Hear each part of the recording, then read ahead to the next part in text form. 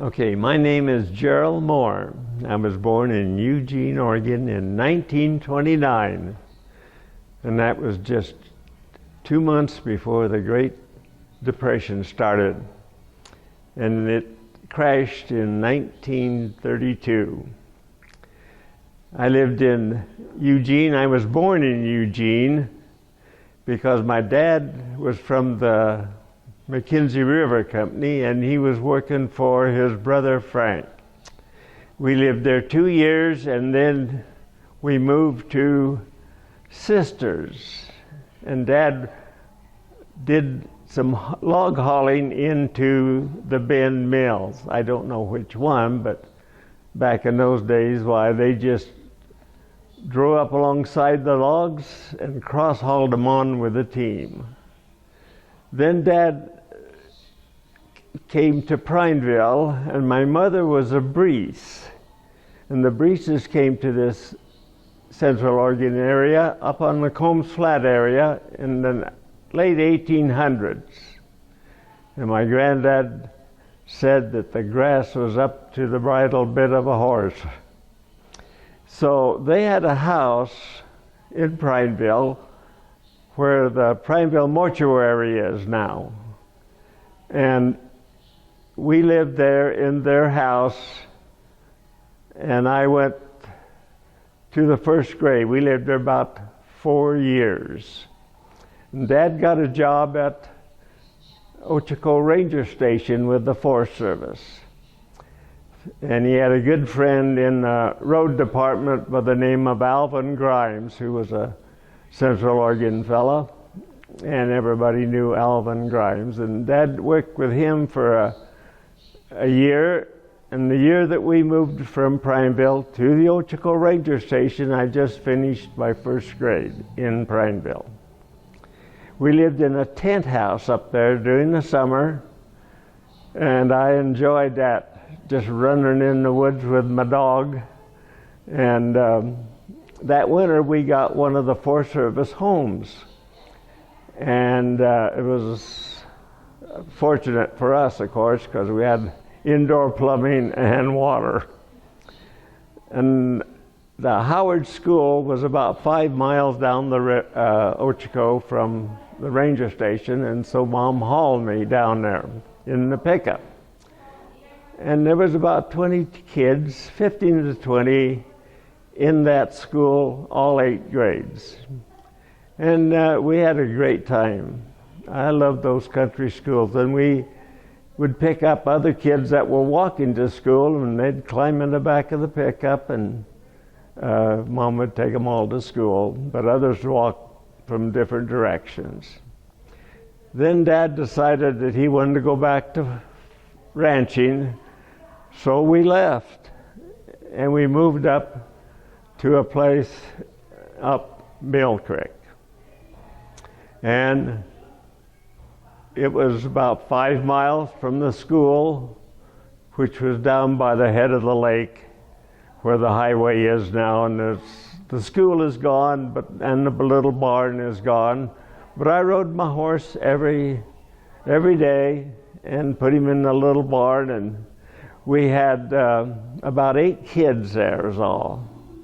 Billy McCormick and I were the most about the only boys in there. The Donicas, 2 Donica girls, Martha and Eunice, and then Dills, Lena and Lois. They came sometimes.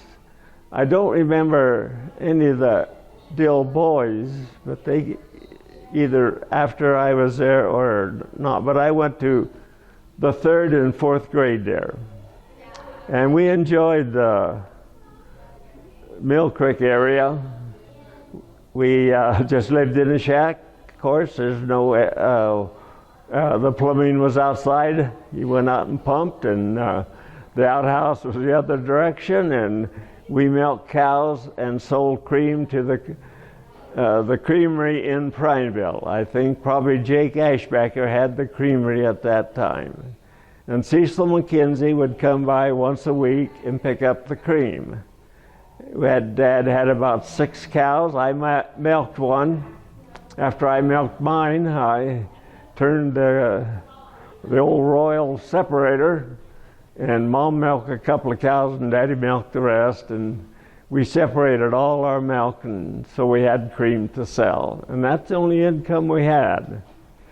We had a few cows, but they were too expensive to eat. We'd try to build up a herd.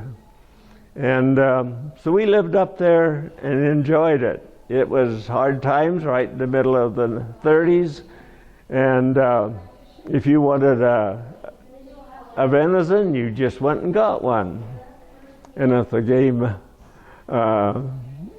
game officer came by, you invited him in. In those days, you always invited the stranger or your neighbor in for dinner if there's about that time, and he would eat with you and never say a word about the meat. Anyway, from there the fellow that owned the place lost his job in Portland, and he wanted the place back. Well, we didn't have any land and didn't have any money, so we again lived with the Breeses. And this time we lived up on the Combs Flat where Ralph Breese, my granddad, had his headquarters, you might say. That's where Grandpa and Grandma Breese lived. That fifth year the fifth grade, I had to board in Prineville and walk to school, and I stayed with my cousins, the Dentons, Ray and Hazel Denton. Hazel was a cousin actually through Dad's folks, because she married a Smith. No, she was raised a Smith, but married a Denton. And Ray Denton sold insurance here in Prineville. And that first year that I went to school in Prineville, I hated every bit of it, because it was nothing like the old country schools. A bell would ring and you'd go to a different class, a room for a class, and it wasn't that bad, but I sure missed the country schools. So after a year, before I started my sixth grade, Grandpa had bought the ranch that is on the Ochoco Highway, Highway 26, just past the scales on the right. And so we lived there all during the war. And it was great there. Fishing the Ochoco, and I helped the hay, and I learned the hay because even when I was about 7 or 8, Grandpa said, Mom told me this, Grandpa came in the house and said, "Come on, son, we're not going to make a house cat out of you." And so Grandpa and I learned to ride, and we got so that we would drive the cattle to the prairie. And Grandpa had allotments up there, and Grandpa raised Herefords. At that time, before the war, Grandpa had 2 bands of sheep. One, they grazed up on the Snow Mountain area, that's east, towards Burns, and the other was at Diamond Lake area. And they drove the sheep. There wasn't any hauling in trucks in those days. They drove them. The herder had a packer that packed the tent and the supplies, and the herder had his dogs. And when the war came, then all those young men, the Ernest Slavies, came from Kentucky, and they would come every year to herd the sheep. And Grandpa had some other fellows. One was Harry Bookout, and the other one was Jim Medford, and they called him the guy from the Tar Heel state. But they worked for Grandpa for years, and Jim stayed around, and he worked up one of the ranches up in Paulina country. Anyway, after the war, Daddy found a place up Mackay that we could rent. So we moved up there, and then I rode a bus to school. After about a year up there, again, the fellow wanted to sell the place. Well, still, we didn't have any money, so we had to move, but Grandpa, I guess, decided he'd help us build a house. So somehow Dad bought Section 7 up Mackay. It's right at the Y. And Gurkey Road goes through it now. In those days, there wasn't a road called Gurkey Road. It was just all one section. And so we built a house along the Mackay there. And so that's where I lived when I graduated in 1948. After I graduated, Dad had talked to Ray Graffenberger, who was a neighbor to us. Well, Ray Graffenberger had some land up Mill Creek that he told Dad, if you would like, you could log it.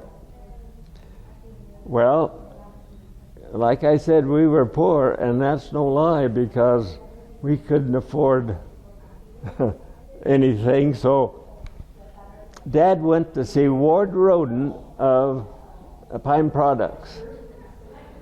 And Ward was good enough and trusted us that we'd pay him back because we'd haul the logs into Pine Products. And so then Dad traded his old stock truck for an old Dodge single axle logging truck and a single axle trailer. And thank goodness they didn't have scales in those days or anybody to check, because it would never have passed. But we used it for about a year. We cross-hauled the logs on, but Ray had some beautiful timber.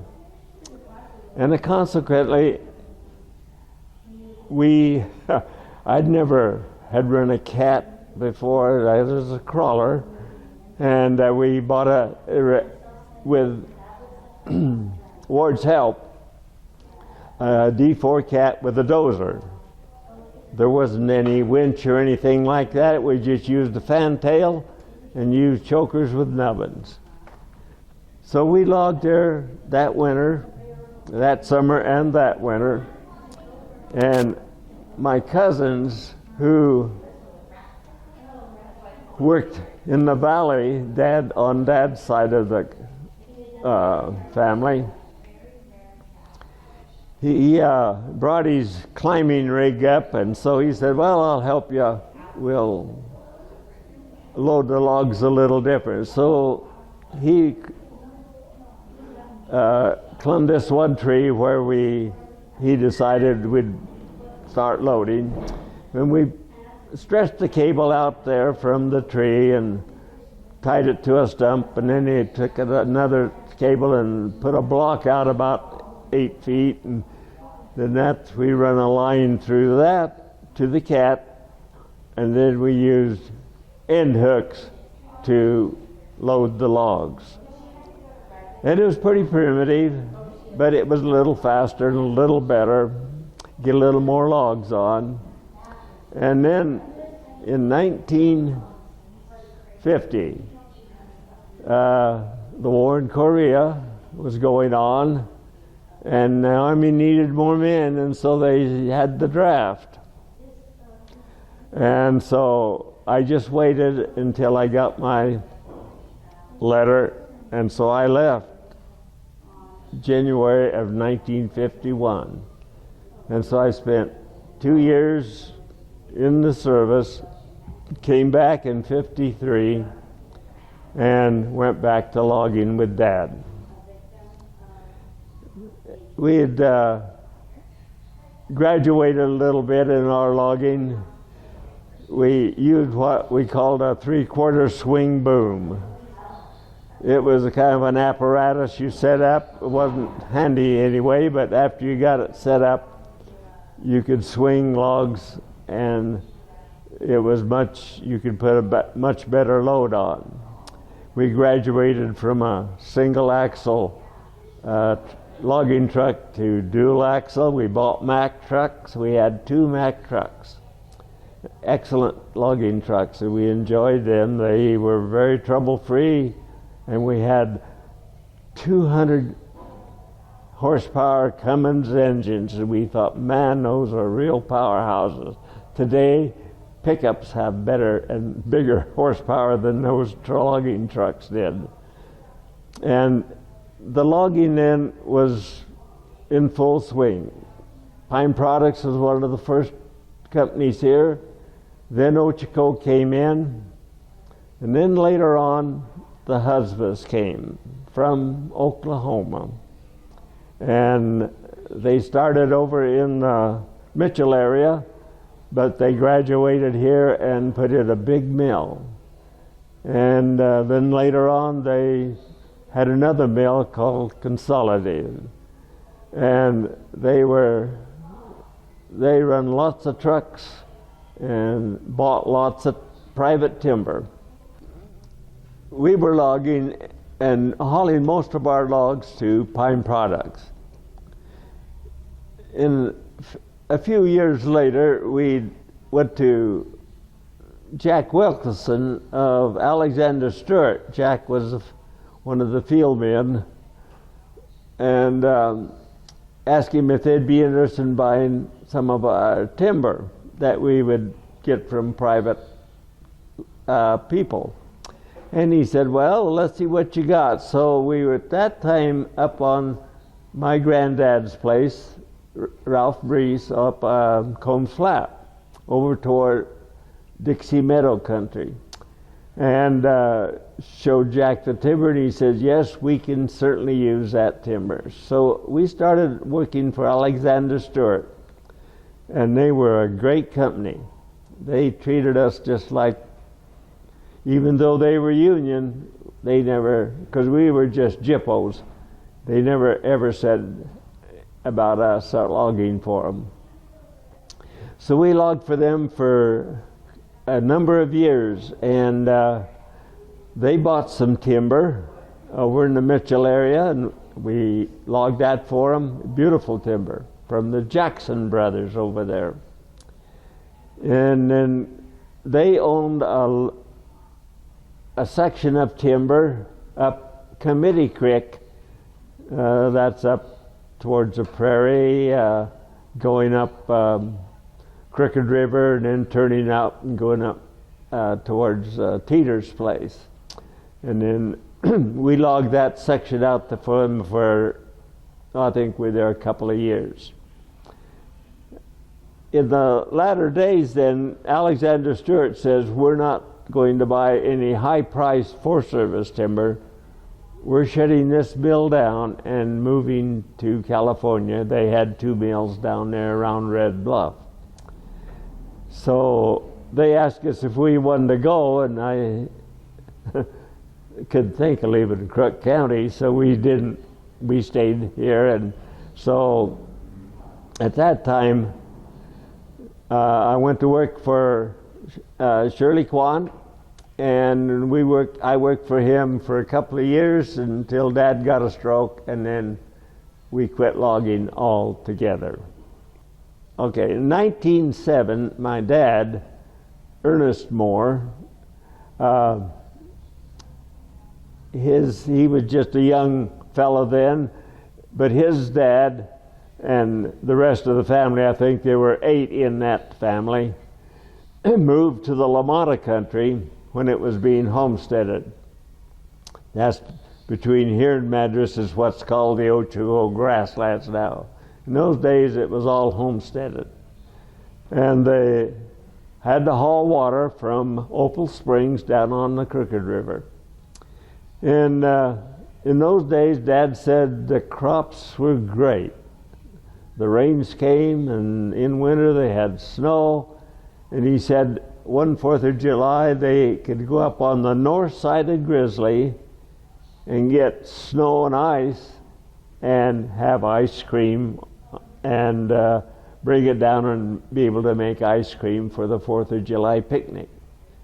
And he said then in the late 20s that the rains quit coming like they did, and the snows didn't come like they used to, and he said the ground got dry and the crops failed, and so everybody left. They just went broke. One of the things out there before that happened was that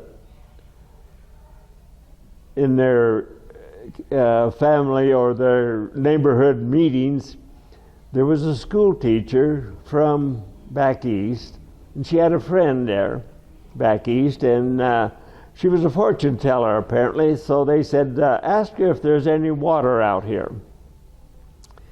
And so she wrote a letter to her friend back east, and when she got an answer, the lady back there said, yes, there's a lake of water there.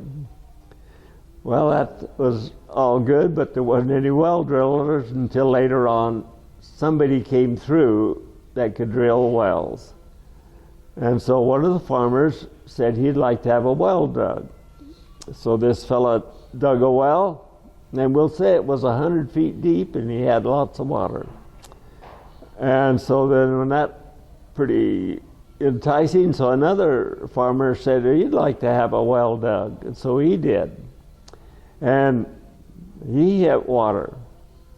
And Dad said then they got to estimating the height, the terrain difference between the first well and the second well was about 20 feet.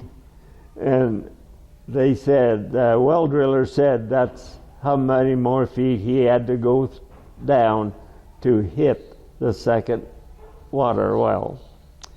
But another thing later, before all that happened, Dad and his brothers tried to dig a well.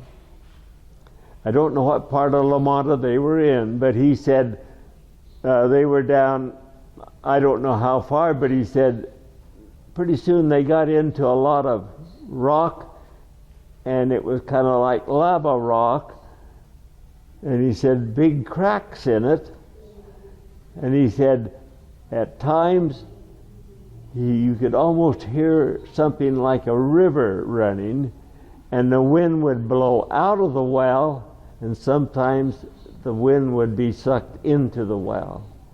He said they got scared and quit and covered that well over because for some reason they didn't know what they were getting into.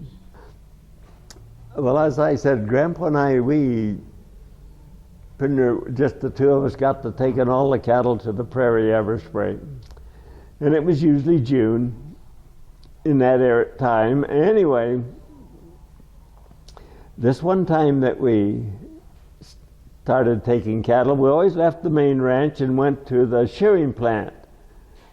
And the shearing plant was owned by the Yanceys. And Steve Yancey happened to be there one night when we brought the cattle through, and so we put the horses in the pasture, and Grandpa and Steve, they old buddies, so they were talking, and so we went to bed. And during the night sometime, I woke up by some noise, and Steve was lighting the lantern, and I guess he found a pack rat on the shelf where he had the water bucket, and that's where he laid his false teeth, and that's where the pack rat was taking his teeth down the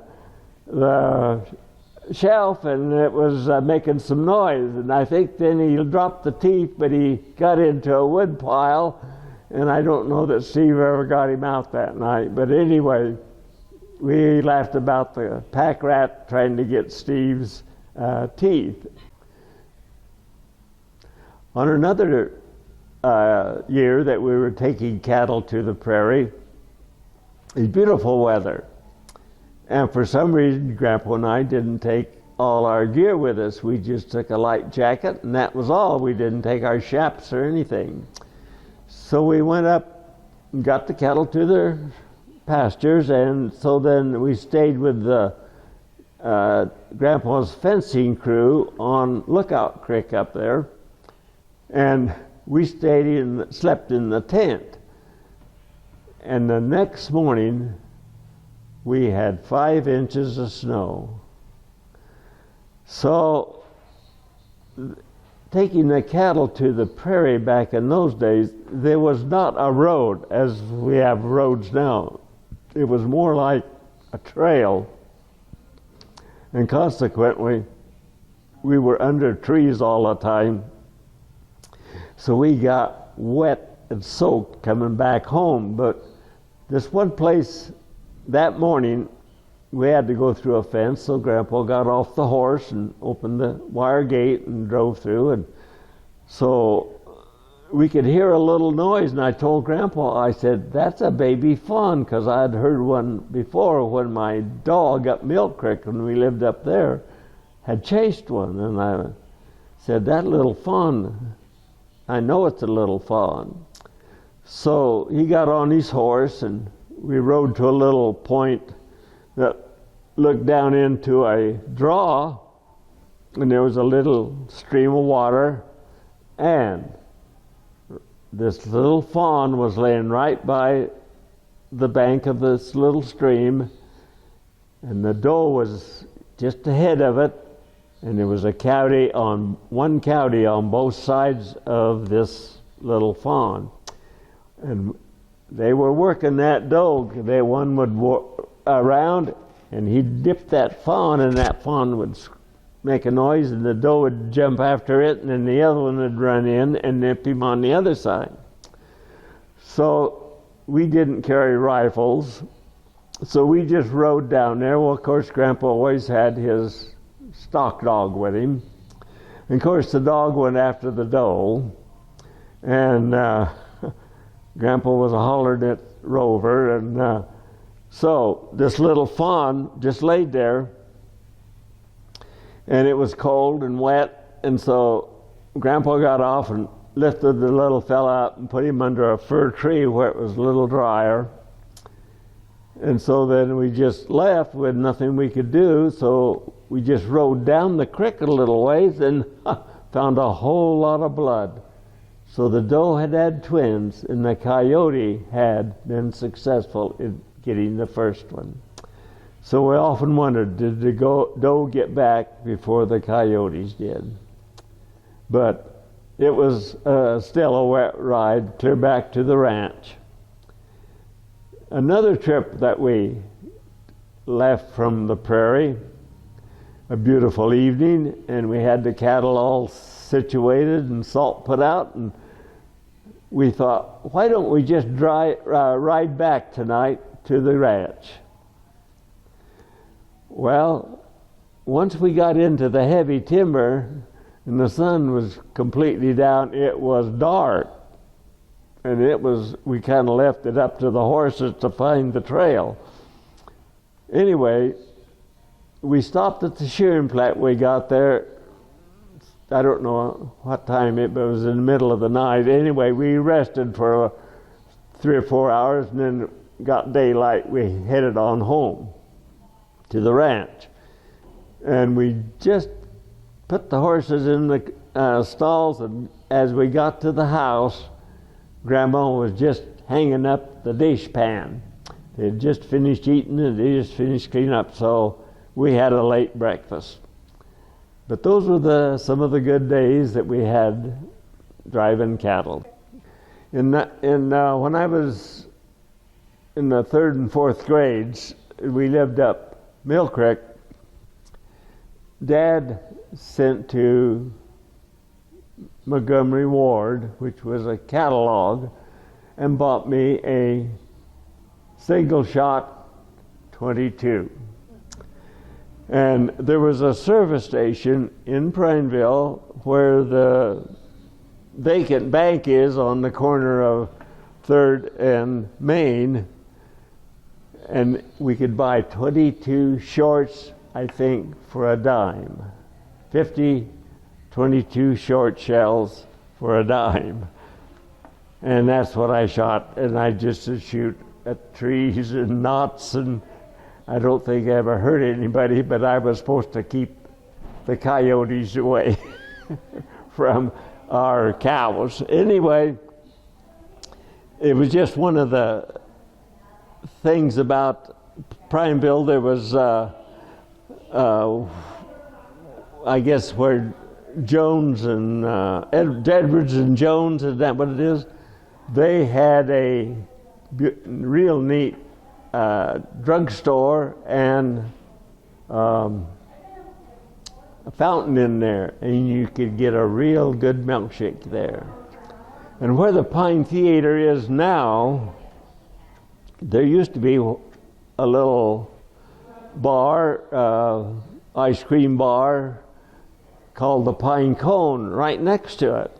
And you could go right into the Pine Cone from the theater. And there was another theater in the old part of the old Ochiko Inn buildings there where different shops were, and that was called Lyric Theater.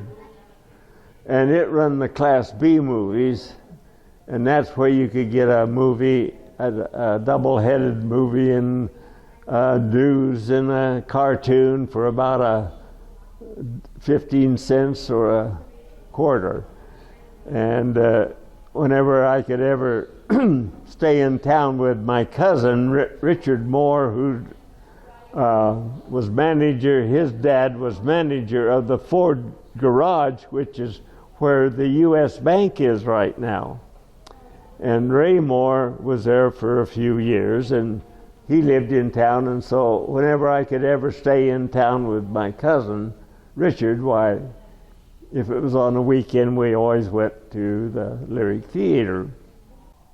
Well, in the early days, in the 30s and 40s, we had a building which is occupied now by the area that the Ochiko Inn was, where it was situated, is now occupied by a motel and Crossroads restaurant.